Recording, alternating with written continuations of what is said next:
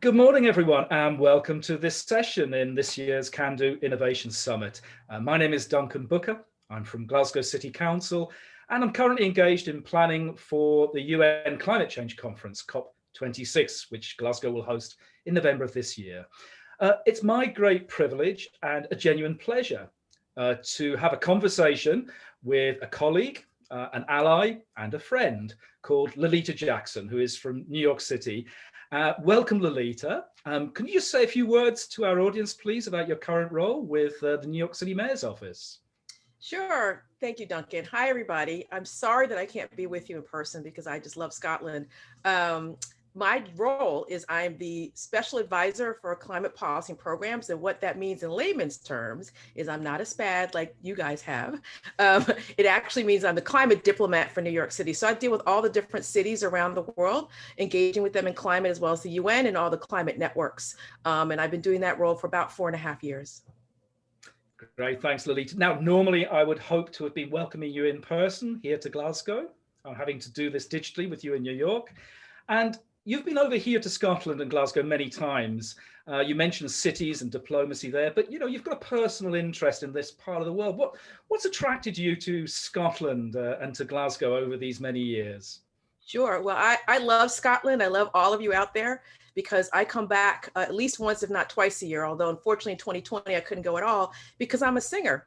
I'm actually a jazz singer outside of work, and I perform at the Jazz Bar and Voodoo Rooms in Edinburgh, and also at hopefully at Swing, as well as the Blue Arrow in Glasgow. So I love performing. I have a band that actually lives there. So I go back and forth quite a bit, and I just really love all of the people there. They're just so welcoming and open to me. Thanks, Lolita. We hope to welcome you again soon, of course, particularly for COP26 in November. Let's hope that things have eased and allowed travel to happen before then. I'm a big fan of your work, both your singing, but also your work with New York. And you've been very much involved with the resilience agenda, locally in New York City, but globally with your role with many other cities. You've been doing that for a few years, obviously with the huge disruption of Hurricane Sandy in 2012, I think that was, and some of the recovery work since then that relates very much, I suppose, to some of the challenges we're currently trying to address with COVID too. Can you give our audience a little sense of the work you've been undertaking there and the kind of journey that you and New York have been on to really become a more resilient place? Sure. Well, I'm one of the believe it or not, lifers in city government. It's very rare for someone to be with the mayor's office over administrations. And my 15-year anniversary is actually January 13th, so that happened already. So I actually somehow worked on every plan that New York City has done. We started our planning processes in 2007 with something you may have heard of called Plan YC. We're one of the first cities in the world to do a comprehensive growth plan for our city. I call it the failed Olympics plan because we were trying for the Olympics in 2012. We obviously didn't get it, and London did, but a lot of planning went into the plan that was submitted to the International Olympic Committee. And so many of those projects actually started to happen after we had submitted that the Plan YC in 2007. That was then legislated that we had to do a plan for the city every 4 years. It's actually one of our local laws. So if a new mayor comes in, they still have to do the plan or change the law. So 2011, we did an update, our quadrennial update to the plan. And then as Duncan, you said, Hurricane Sandy happened in 2012, at the end of 2012. So we did an intermediate plan, our first resilience plan, and it was called A Stronger, More Resilient New York. And that came out in 2013. And that was really not just about storms, but also future threats that could happen. A lot of the things that we did not really think holistically about prior to Hurricane Sandy, we had spent lots of time on after Sandy. And so that was really the basis and the bones of our resilience plan. When Mayor de Blasio came in, he felt it was very important to add a component about equity and more of the social aspects and civic life aspects rather than just hardcore infrastructure and climate. And so One NYC was the rebranded Plan YC with that equity lens throughout all of our planning processes.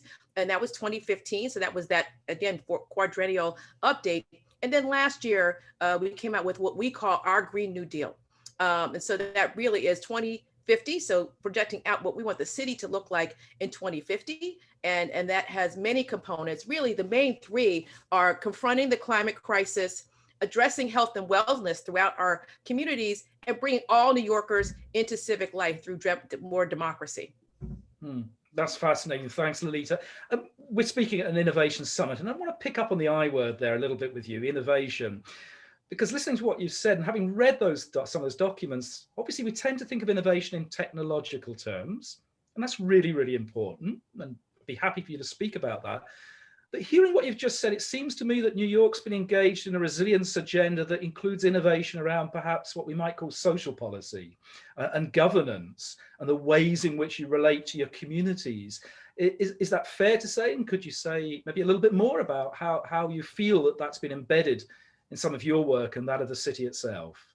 Yes, definitely. And I would say that process really started to take off when we did our post-Sandy planning, because there were 5 particular communities in New York City that were heavily devastated and affected by it. Some people lost family members. 44 New Yorkers died. So some people actually lost family members. Others lost their homes and their businesses. So it was an emergency shock to the city. So we knew we had to go out and talk to the people directly. What do you want to see your community look like as we rebuild it over time? And so we had already obviously had a very robust community engagement strategy, but that really ramped it up a notch. And we've continued that work throughout time. So we have gone out in our planning processes for both One NYC 2050, the one we just did last year, as well as 2015, to go to the communities. We did surveys, we did live meetings in person. We also have some of these things codified in our local laws. So we now have a law that was passed, couple of local laws that were passed in 2017 that we had to codify environmental justice in our planning processes. So we have an interagency working group where people from every city agency are assigned to talk about environmental justice and environmental concerns when they're doing their planning processes. We also have hired a senior advisor for environmental justice that works in my particular unit, and as well as an advisory board. That advisory board is comprised of people who are from the communities as well as from environmental justice groups from around the city.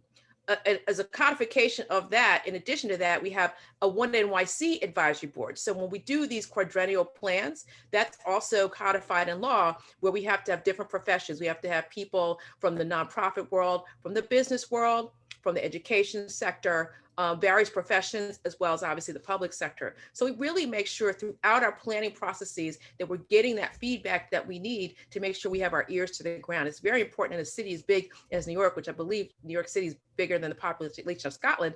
You have very different and disparate opinions that come out. Particularly 40% of New Yorkers were born in another country.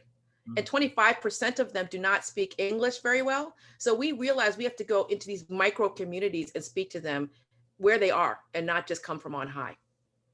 Thanks, Lolita. I want to come back to you on some of those issues around inequalities and particularly how they relate to our current crisis around COVID. But as you'll know, a lot of the audience here today are from the business sector. Many of them are small and medium enterprises. I wonder if you could say a little bit more, therefore, about how you've been engaging with businesses in New York on the resilience agenda, how there's a voice for maybe the small and medium-sized businesses in shaping the city's future, and particularly around this resilience discussion.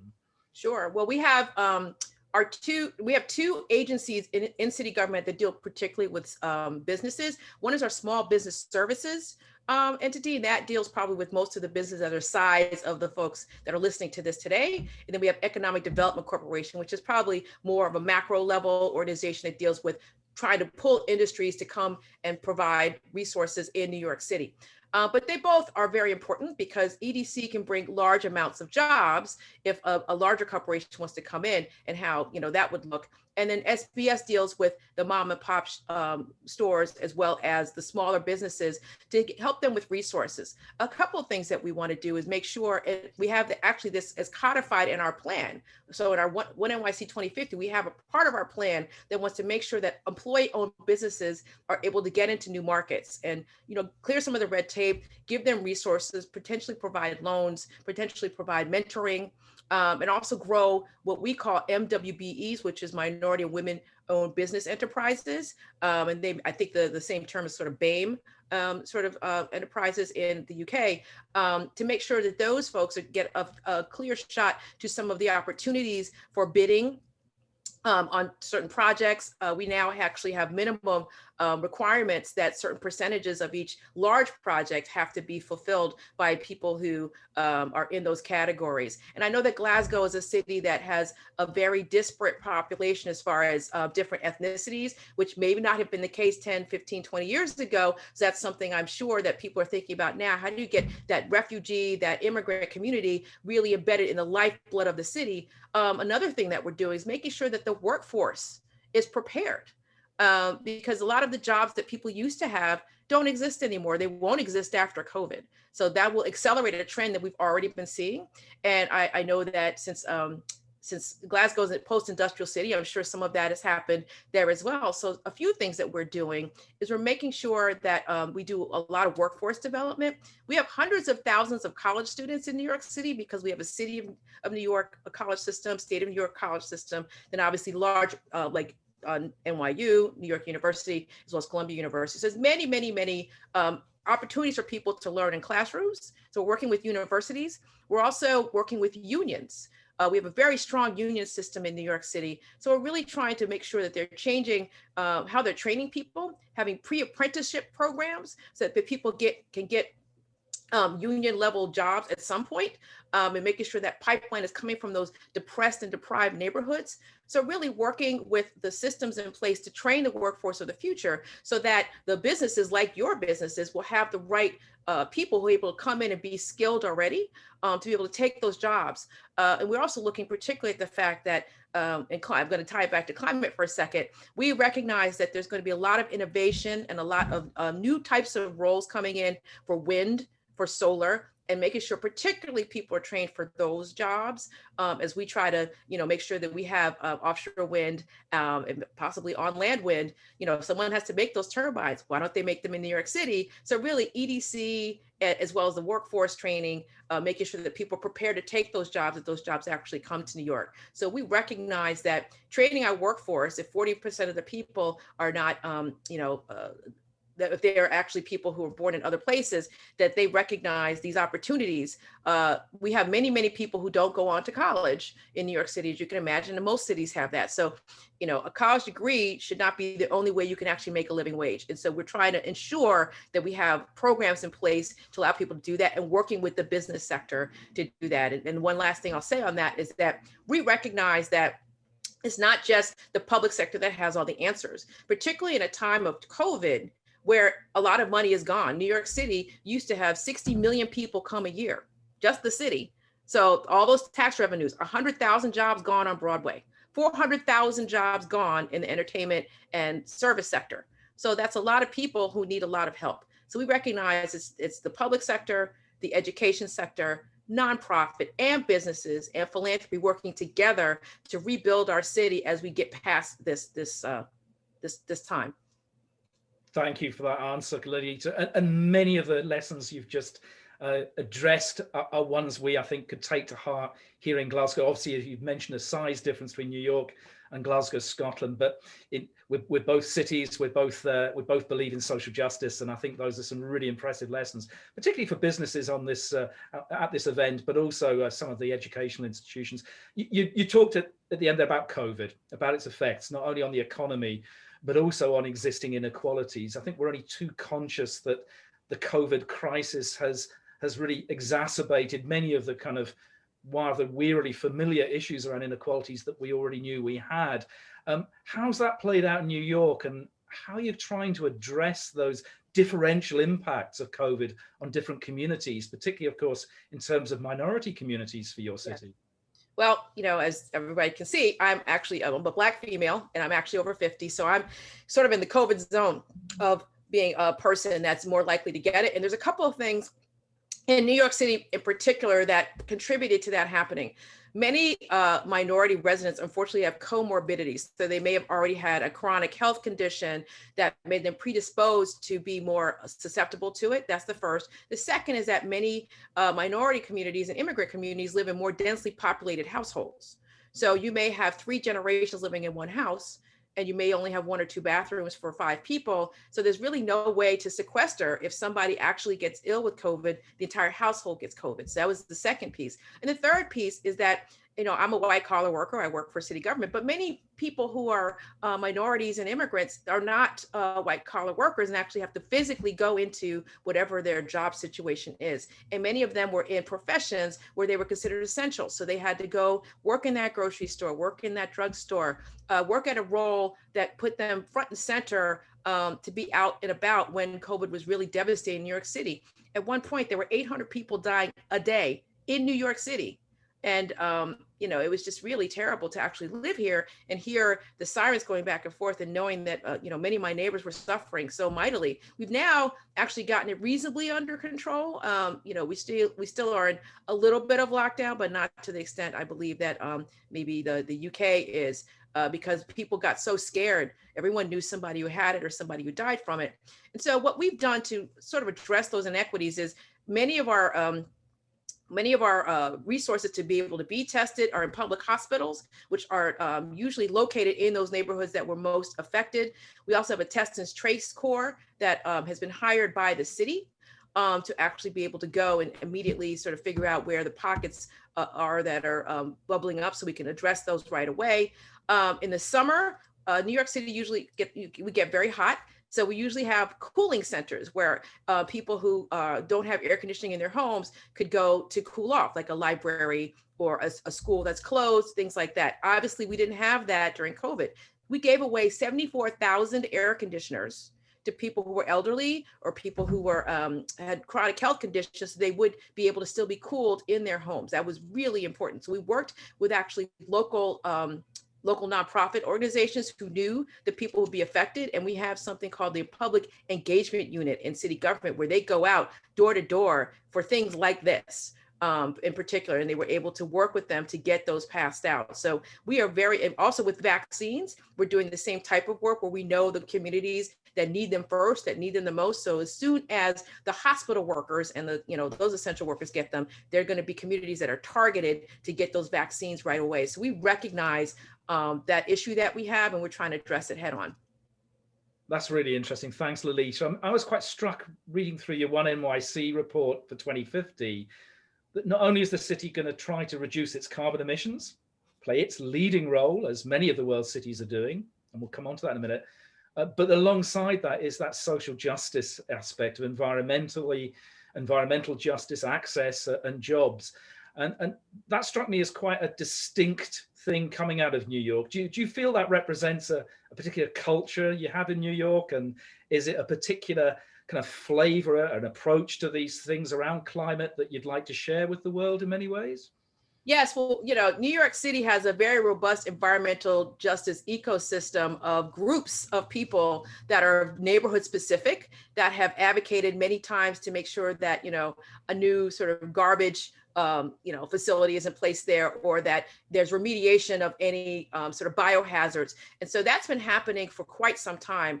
And we really embrace the work of those groups. And I think that maybe in New York City government, it wasn't as collegial about these issues in the past, but now we're working together with those groups. And so we recognize the importance because they know their communities well, and they deserve to have great air quality as like every other section of the city. We have a section of the city called East Harlem that has 50% of the children with asthma.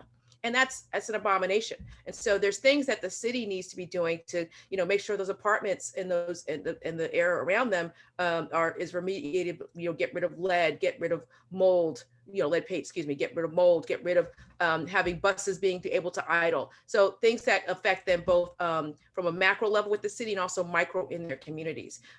Lots of retrofitting happening. As a matter of fact, with our large buildings that are over 25,000 square feet, we now have a rule in place called the Climate Mobilization Act that by 2024, they have to be on their way to remediating that, or they're going to get a fine. And that fine is every year, not just once. So every building over 20, and there's still 14,000 buildings in New York City are the biggest polluters. They're the ones that are doing it. We have 1 million buildings in New York City, but only 14,000 of them are causing that. And in addition, 80% of the buildings in New York City now will still exist 50 years from now. So we have to do, it's not just new buildings, you have to do with the existing ones. And that helps everyone in all these communities.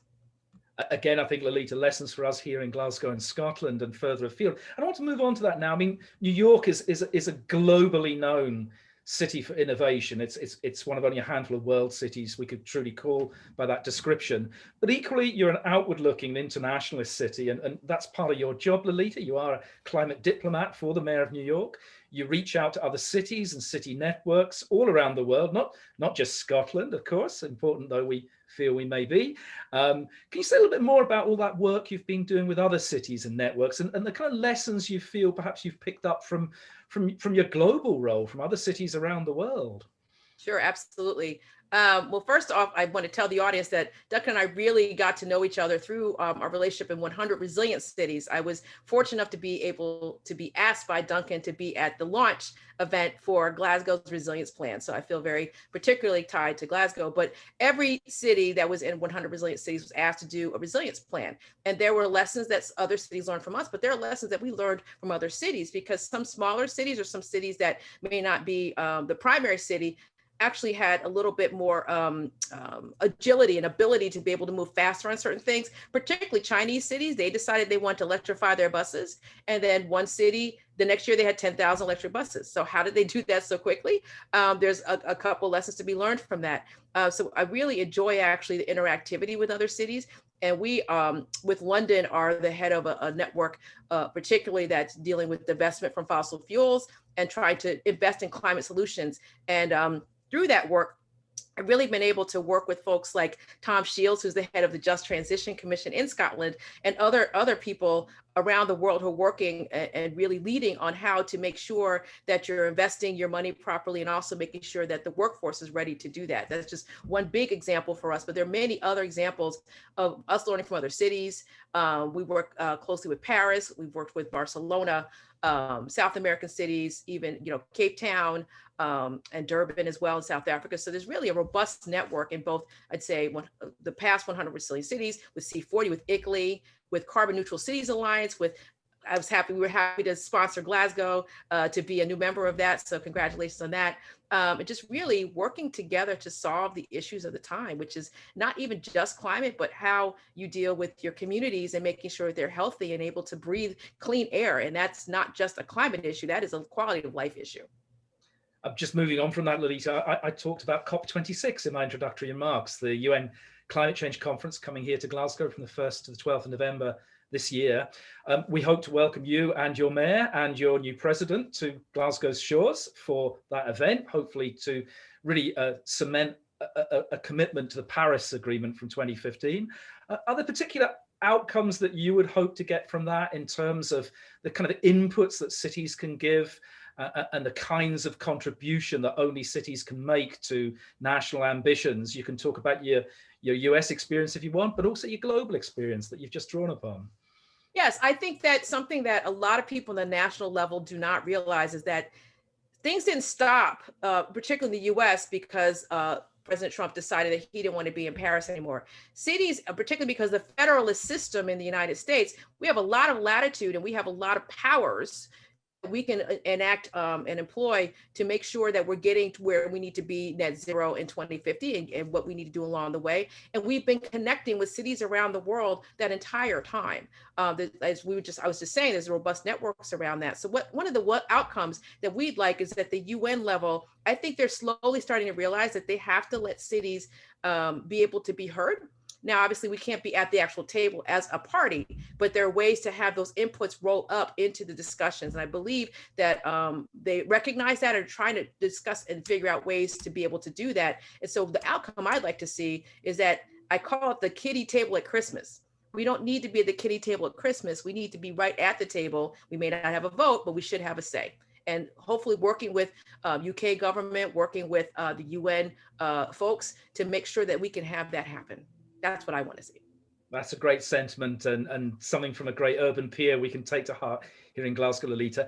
I just want to talk a little bit about, I suppose, a biographical question or reflection from you, because you've had a really interesting career and background. You come from an Ivy League university.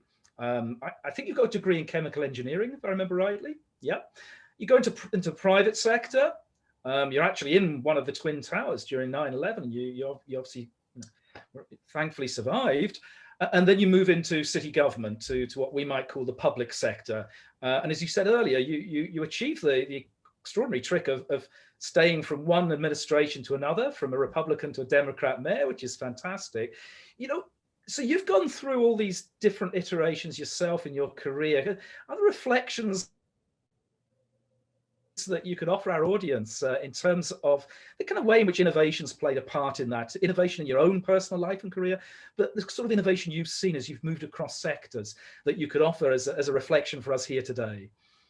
I think for me, my career has just been being open to the next thing. So I always say, whatever job I have is the best job I've had ever, and to have a spirit of excellence around it, because you never know who's watching you. And that goes with your business too. So, you know, make sure you have great customer service, make sure you call people back and email them back. You don't know where your next opportunity is going to come from when they recognize how great you are at what you're doing right now, even if you're not in a place you want to be. So almost every job I've ever had was created for me. I was either the first person to have it and created for me, or the job was created and then I was able to make it what I wanted. So the job I have now did not exist until they created it for me. And that's because they recognized that I had such a spirit of openness with other countries, and we were getting besieged with requests to meet with us on climate.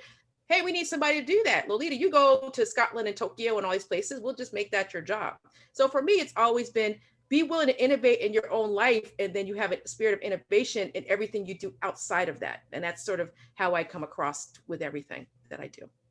Fantastic. One final question, Lolita. We're almost coming to a close, I'm afraid. But when we talk about innovation, and we're looking here in Scotland on the cusp, perhaps, of huge change in our economy and society as we struggle to recover from COVID, and as we address once more the climate emergency we knew to be looming upon us, we're potentially looking at something extraordinary in terms of economic transition of a similar kind to when heavy industry left this part of the world. Are there lessons from what you see in New York that you could share with us about what a just transition might look like, one that ensures that we are making sustainable and inclusive economic growth a key aspect of our city and national story? You can't go back to the way things used to be. And I know many people are very afraid of change, but with change, even unfortunately bad change, it becomes opportunity. So I think some of the lessons that we're seeing in New York City is that some of the trends that were already happening are now just going to be accelerated. So, you know, one of the smaller things, we're sitting in our homes having this conversation. We would have been in an office, which means you probably need less office space going forward, particularly in New York City, because commercial real estate is very expensive. You could turn some of that into affordable housing. That's just one example. And that's things that I've seen floated already. The streetscape looks entirely different now, because now we've allowed restaurants to be outside on the actual streetscape, which wasn't the case before. We've also had much more in bike lanes, so it's safer for people to ride bikes than before. So there's innovations and things that can be done in cities, both from a business perspective and from a quality of life perspective, that can be accelerated during this time if people are open to allowing that to happen. So you can't go back to the way it was. Use this opportunity to change to what you want it to be. Great. Thank you so much for your answers there, Lolita. We're going to have to draw this to a close, sadly. I want to thank you for your insights. I want to thank you for sharing your experience. And I want to give you a provisional welcome back to Glasgow in due course when we can see you once more here in Glasgow and Scotland in person. I know you'll be rushing across the Atlantic at that first opportunity. So Yes. haste you back, Lolita. Keep well and hope things go well for you in New York. Thank you for your time this morning. It's been so good of you. And thank you to our audience here today for listening. That's the end of this session. I hope you enjoy the rest of your day. Thank you. Thanks, everyone.